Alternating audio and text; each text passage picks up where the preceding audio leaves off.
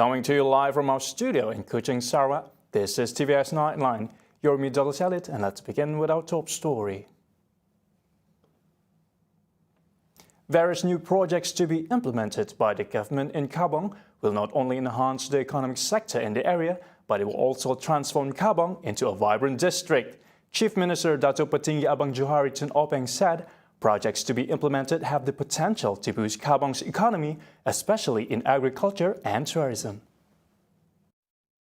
According to Abang Johari, the government foresees bright prospects from the development of KABONG in the future following efforts to upgrade the area into a new district.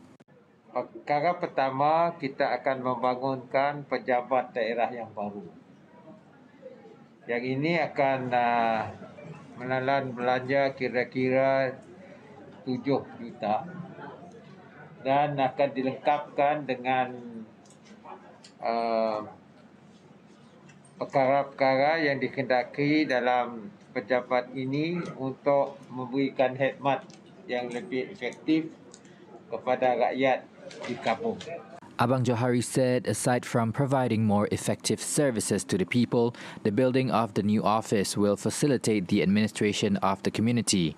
In addition, he said the government will also develop KABONG Town, which covers an area of 27 acres, into a business hub, which can be a platform for local entrepreneurs to boost their businesses.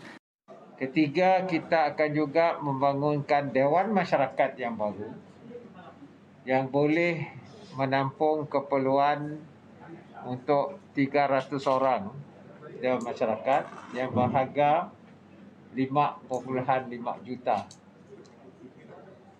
Dan yang keempat ialah kita akan membangunkan masjid baru. Dan masjid ini akan bentuknya memberi kemudahan digunakan oleh masyarakat kita di sini. Termasuklah kawasan ataupun space untuk mengadakan upacara akad nikah. Commenting further, Abang Johari said the problem of clean water supply to accommodate the increasing needs of the population in the surrounding areas will also be addressed. Saluran pipe ini akan kita sambung hingga ke Ulu Roban yang akan meliputi rumah panjang di Ulu Roban. Ini makan belanja 15 juta. Dan saya telah memberikan peruntukan untuk jebak meneruskan usaha sekarang ini, iaitu membekalkan air ke KABONG terus kepada Ulu Roban. Dan ia akan bermula pada tahun depan dan mungkin siap pada hujung tahun. That will cover 5 longhouses yang ada di kawasan Ulu Roban. The Chief Minister reiterated that the government, through the Department of Irrigation and Drainage, DID Sarawak, will build a canal to overcome the problem of agricultural erosion at areas near Sungai Seblak. The move, said Abang Johari, will not affect the existing agricultural areas following the success of such a project in Gedong. Dan saya nampak keadaannya serupa. Jadi kita buatlah terusan ini, dan ini akan tidak menjejaskan kawasan pertanian yang ada di sana yang lebih subur lagi. Jadi ini belum lagi harganya, kita minta pihak teknikal DID untuk mencadangkan dan melihat technical feasibility study on that canal. Jadi harganya akan ditentukan. Meanwhile, Deputy Chief Minister Dato' AWANG Tengah Ali Hassan has called for the building of the Thai SMOKEHOUSES in Kampung Punang Lawas to be expedited. He said issues related to project delays had been identified and follow-up actions will be taken. Sebenarnya Datuk Henry Sum pun dulu sudah meluluskan dan pihak NRDA juga telah pun meluluskan untuk pembinaan rumah salai ini. Cuma lagi pelaksanaannya ada kelewatan sikit. Ada kelewatan disebabkan oleh maklumat yang tidak tepat dari segi siting itu, dari segi siting. Anyway, we have rectified that. We have rectified that. In addition, an entrepreneur center will also be built to ramp up the economic activities and to drive small and medium enterprises in the area. Sebenarnya sudah diluluskan dari segi peruntukan untuk kita nak melaksanakan anjung usahawan. Dan anjung usahawan ini kita ditempatkan di tepi jalan tu di berdekatan dengan Kampung Punang Jaya itu. Dan juga untuk ikan tahai ini.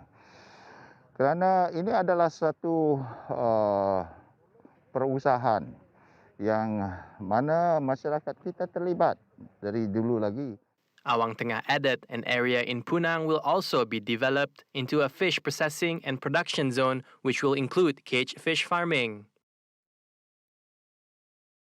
Sebab kualiti air kita pun bagus dan sungai di Punang ini juga sesuai untuk projek cash culture ini. Dan ini kita akan usahakan untuk kita pertingkatkan dari masa ke semasa. Bukan sahaja sebagai untuk menghasilkan, just to produce, tetapi kelengkapan seperti ini, kemudahan seperti ini memberi peluang kepada masyarakat kita untuk terlibat dalam bidang memproses itu. Sarawak plans to develop a Centre for Sports Excellence near the State Sports Complex in Putrajaya. The centre is intended to provide high-quality training facilities equivalent to that of the National Sports Complex at Bukit Jalil in Kuala Lumpur. Dalam perancangan kita antaranya adalah pusat kecemerlangan ataupun Center of High Performance yang kita akan bangunkan di Kompleks Sukan untuk menjadikan atlet-atlet ini dapat diasuh di peringkat yang lebih teliti lagi, lebih kurang macam Bukit Jalil lah. We will have our own Bukit Jalil di Sarawak. Karim added it was also a long-term plan for his ministry to enable state athletes to compete at a high level. All this while, the training program for state athletes had been ongoing at the existing sports complex, which will be continued until the development of the centre is realised. Geran Khas Prihatin or GKP financial aid applicants can start checking their eligibility from Monday, September 20th. Finance Minister Tengku Datuk Seri Zafrul Abdul Aziz said under the Pemulih, the GKP 4.0 scheduled payouts of RM500 will be made in September and another RM500 in November. Lebih 1 juta PKS Mikro melibatkan penerima sedia ada GKP 1, 2, 3 dan penerima baru GKP 4.0 akan menerima bayaran sebanyak RM500 mulai 21 September ini ataupun hari Selasa ni. Ya, secara berperingkat dengan implikasi kewangan sebanyak RM500 juta. Jadi anda boleh membuat semakan status kelulusan GKP 4.0 mulai 20 September melalui portal GKP.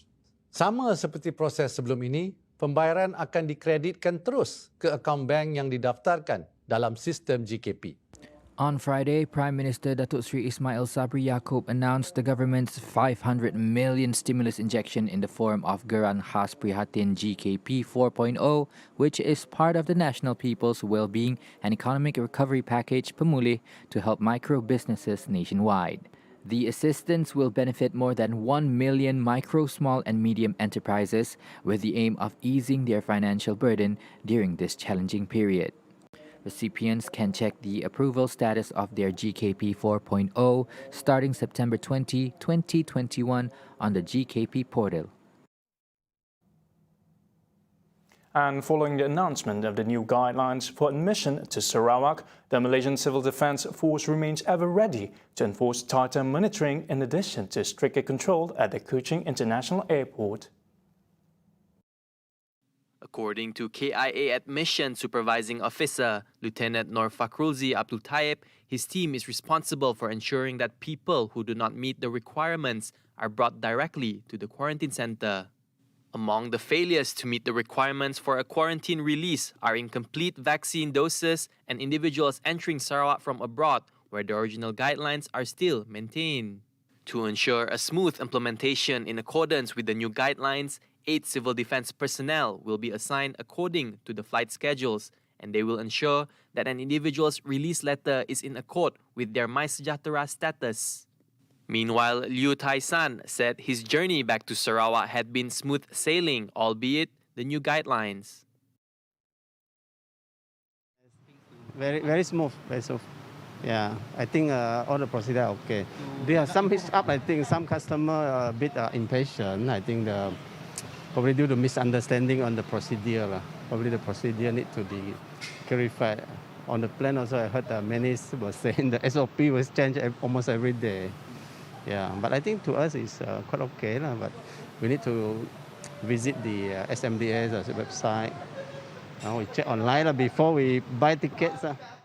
Faizul Ikram, on the other hand, advised anyone who wishes to enter Sarawak to fully understand the new guidelines and standard operating procedures before booking a flight ticket. Additionally, discipline among passengers is of the utmost importance, considering that there are still some who do not practice social distancing while waiting for the documents to be screened. Tak ada masalah sangatlah, tak ada masalah. Semua kita faham, kita dah siap vaksin, kita dah buat swab test. So dia tak jadi masalah lah. Dokumen tu okey dah sistematik. Kalau orang yang faham dengan dokumen tu, dia sediakan sistematik okey. Tapi cuma dari segi penjagaan jarak, apa semua tu, cuma itulah kan. Kita masih takut lah, disiplin diri lah. Yang lain dari segi SOP semua, should be okey lah. On September 16th, the Sarawak State Disaster Management Committee, SDMC, decided to exempt travellers from the 14-day compulsory quarantine upon entering Sarawak from the peninsula, Sabah and Labuan. However, a few requirements set by the SDMC earlier still need to be met before entry is permitted. Among the requirements are full vaccinations, negative RT-PCR test results that are valid for 3 days, and police permits. Traders in Borneo Market, Taman Mega Ria Pasir Gudang in Johor can finally heave a sigh of relief after the market was allowed to operate again since last week. And although the number of visitors was relatively low, the traders were still grateful to be able to generate some income after the market was ordered to be closed for almost 2 months following the COVID-19 pandemic. Additionally, the traders are also overjoyed to be able to return to normal operations and hope that visitors will cooperate by following the stipulated safety guidelines. Dalam masa 2 bulan kami nak boleh berniaga buat pasar tu, kami amat cukup tu saya. Laban nadai datai penatai. Laban kami nadai kerja, laban kerja kami sikit berjual sayur aja. Nya penuh kami lebuh maya 2 bulan ke pasar tu ditutup. Udah dia dibuka, kami lalu berasa nyamai, ekonomi kami lalu bisa masuk. Kami lalu bisa senang mimit lah. Laban kami berjual itu pan kena SOP hari perintah semua, nitih ke undang-undang, nitih ke law MPJB. Kami lalu meraih terima kasih yang agak MPJB laban udah buka pasar tu untuk kami. Nggak bakal lah kadang hati hari 6 may orang mimit banyak hari minggu. Kurang mamai. Hari 6 kurang hari minggu bisa gig bukannya lah bisa ngambil pulang dalih aja orang datai. Boleh meniaga sekarang ni alhamdulillah lah, syukurlah dapatlah kita mencarikan rezeki sikit-sikit. Memandangkan kita memang tak ada pekerjaan lain, cuma kita berjual sayur je lah sikit-sikit untuk menyara hidup. Kami, saya sebagai kira wakil di Pasar Borneo ini, kami sangat gembira sebab berapa bulan perniagaan kami, pendapatan kami terjejas dekat pasar ini. So, kami sangat berterima kasih kepada MPJB dan Datuk Bandar karena membenarkan kami berniaga di Pasar Borneo ini. Sebab Pasar Borneo inilah punca utama untuk kami cari makan. Macam-macam cara kami lakukan lah. Contohnya kami pergi macam contohnya sayur-sayuran ni, kami akan pergi COD kepada pelanggan-pelanggan kami lah di seluruh area Johor yang tak melebihi 10 km. Meanwhile, Secretary of the Sarawakian Hawkers and Traders Association in Johor, Josephine Jimbai, also expressed her appreciation to the local authorities of Johor Bahru City Council for allowing them to resume business operations. Sebagai setiausaha kepada Persatuan Anak Sarawak dan penjaga di Pasar Borneo, saya merasa amat gembira mengucapkan terima kasih kepada Satu Bandar MPJB kerana telah membenarkan kami menjaga semula lah, dan juga kepada pihak TVS yang telah mengadukan masalah ini kepada pihak atasan lah. Jadi saya mewakili Persatuan Penjaga Anak Sarawak mengucapkan ribuan terima kasih kepada semua pihak yang telah bekerjasama dan membenarkan kami menjaga semula. The number of visitors to the Borneo market is limited to 100 people at a time to ensure the safety of visitors and traders.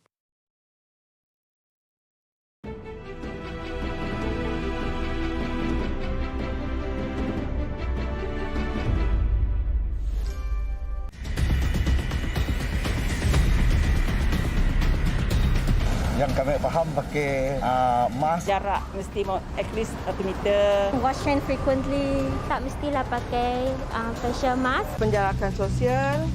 First of all, macam kita masuk mall kan, sini-sini kedai mesti scan. Sentiasalah jaga doktor. Kita jaga kita. Kita jaga kita. Kita jaga kita. Kita jaga kita.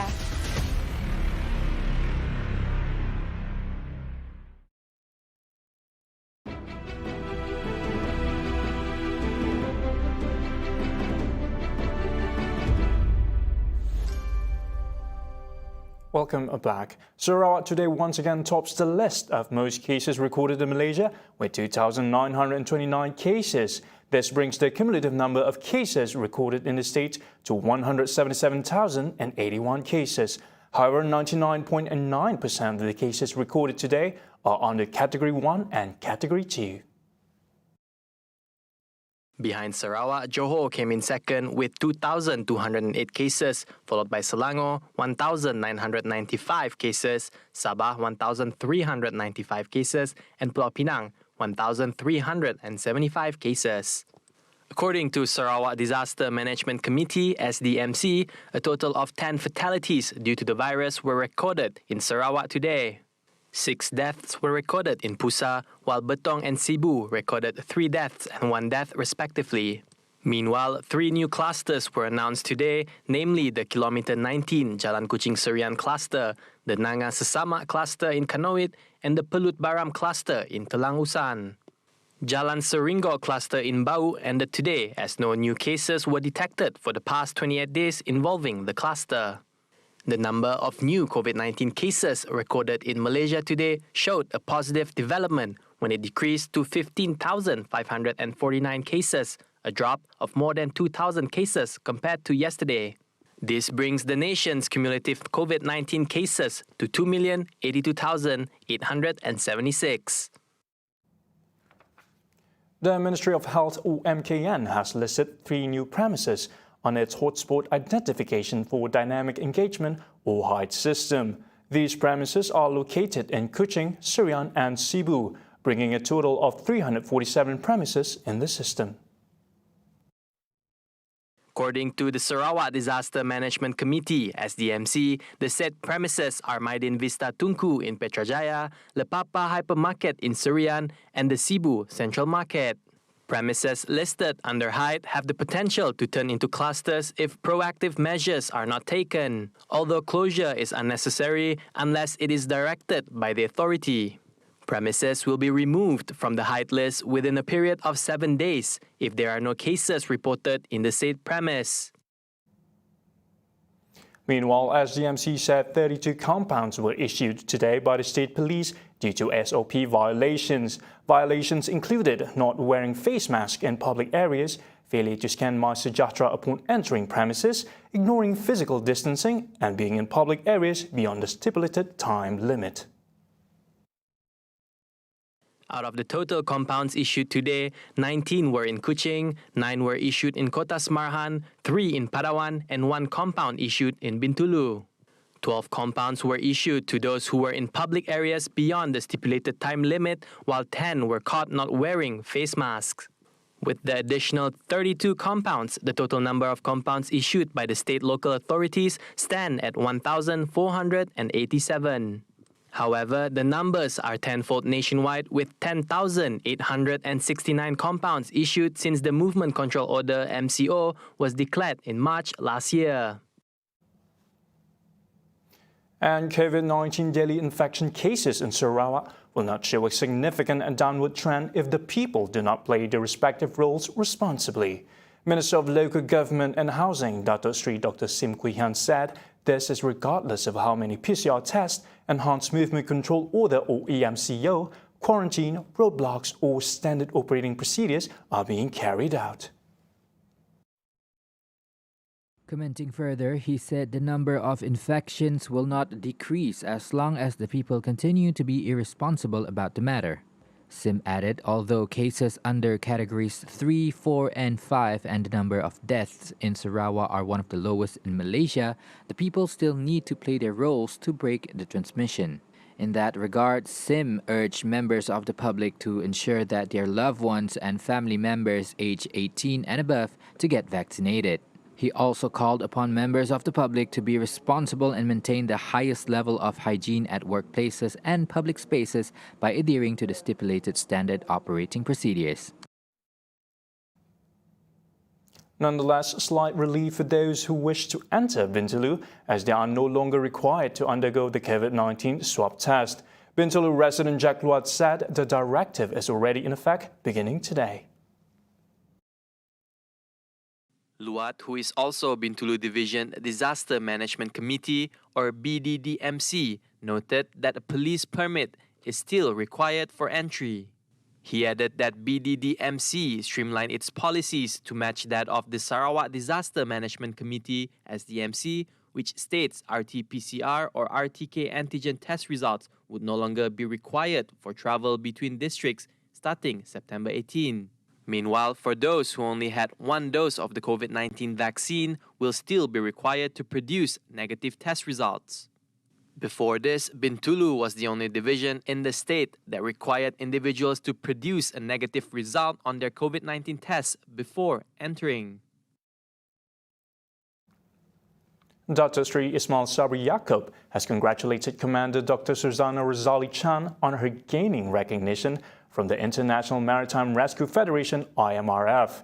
Dr. Susanna was acknowledged as a global women's icon in the field of maritime search and rescue.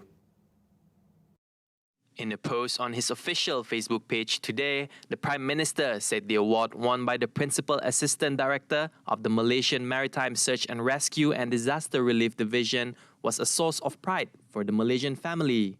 According to the Prime Minister, Dr. Susanna is Southeast Asia's first woman to receive the prestigious award. A statement on the IMRF website said Dr. Susanna was a judge runner-up for the IMRF Women's in Search and Rescue Award 2021 for her dedication and impressive achievements in the field of maritime search and rescue. The Labuan Disaster Management Committee (LDMC) hosted a virtual roundtable with several stakeholders as a preparation for the proposed launch of the island's tourism travel bubble program. Chaired by Labuan Health Department Director Dr. Ismuni Bohari, the top priority of the meeting was to work out a consensus of the SOPs in case the proposed travel bubble takes off. According to Ismuni, they have prepared proposals for the SOPs on the inflow of travelers into the island and to also have input from community leaders on the do's and don'ts. He said although the discussion was fruitful and an understanding was reached, no concrete decision was made on the travel bubble SOPs. However, Ismuni also expressed his concern that the influx of travelers later can lead to a setback in the fight against COVID-19 if the SOPs are too relaxed. He was mainly mindful of the time and hard work done by the healthcare frontliners in controlling the spread of the disease. And Malaysia has expressed its concern that a trilateral security pact between Australia, United Kingdom and the United States, known as AUKUS, could potentially spark a nuclear arms race in the Indo-Pacific region. Prime Minister Dr. Sri Ismail Sabri Yaakob, through a statement, said it was feared that the move would provoke other powers to also act aggressively in the region, especially at the South China Sea. Furthermore, he said as a member nation of ASEAN, Malaysia subscribes to the principle of maintaining ASEAN as a zone of peace, freedom and neutrality, or ZOPFAN. On Friday, Ismail Sabri received a telephone call from Australian Prime Minister Scott Morrison informing and explaining to Malaysia about the AUKUS deal, which is aimed at helping Australia acquire nuclear-powered submarines. The two leaders had in principle reached an agreement on renewing their joint commitment to maintain international peace and security, especially in the Indo-Pacific region. Ismail Sabri urged all quarters to avoid any provocation and arms race in this region, apart from stressing the importance of respecting and abiding by existing stands and approaches.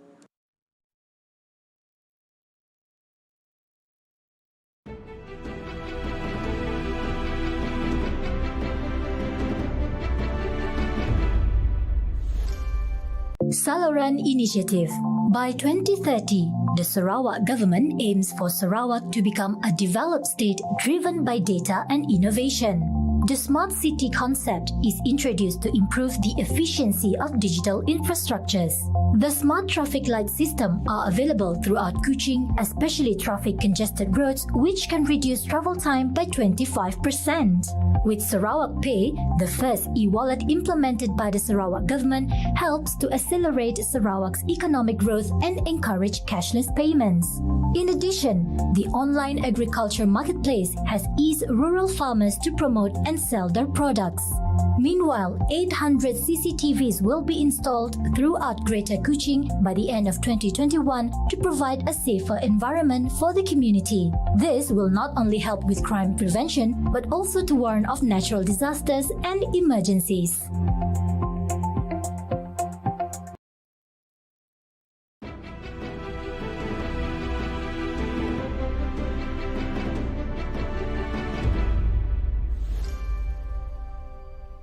Thank you for staying with me. Now, the United Kingdom has announced major travel relaxations for fully vaccinated individuals, including a simplified travel arrival for travelers from 17 countries. And Malaysia is among one of those 17 countries listed in the list.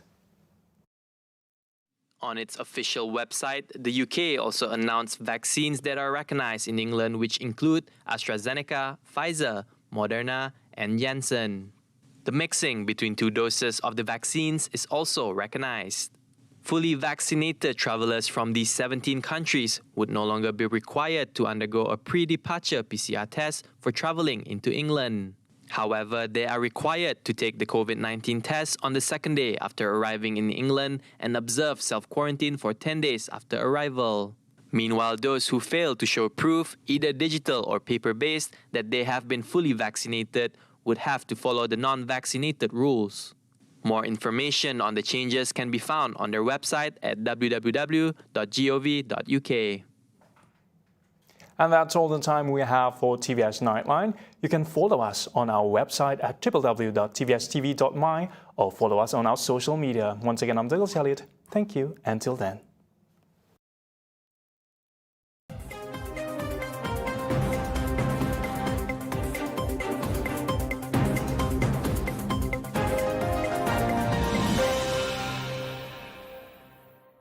Ramai